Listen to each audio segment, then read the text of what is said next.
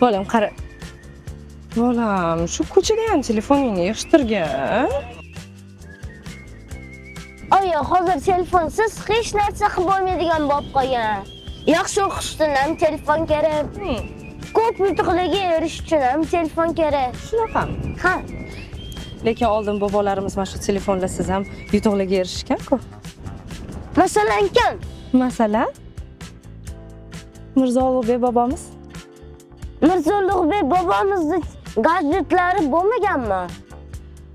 Aslida bo'lgan. Yur ko'rsataman.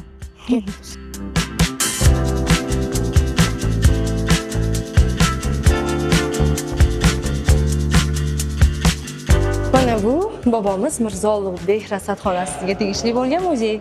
2 xonadan iborat 50 ta eksponatlar bor. Vau!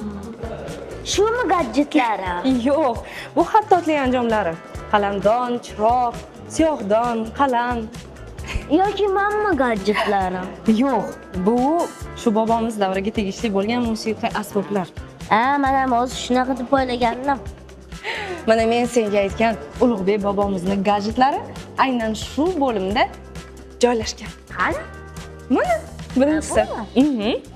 Bu Mirzo Ulug'bek rasadxonasida joylashgan armilar sfera nusxasi. Bu yerda bu armilar sferaning bir nechta nusxalari bor.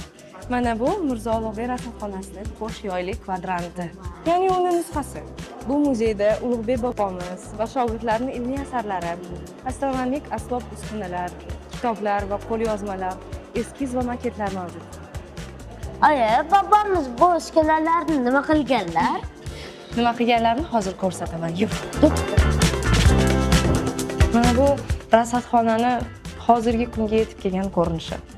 Bu yerda nima qilganlar? Bu yerda bobomiz ana shu sen ko'rgan gadjetlar orqali osmon jismlarini kuzatgan, yulduzlarni o'rgangan va yulduzlar jadvalini tuzgan. Telefonlarsiz. Yana. Oyi, men o'ylab ko'rdim. Xo'sh. Men Bu yaxshi.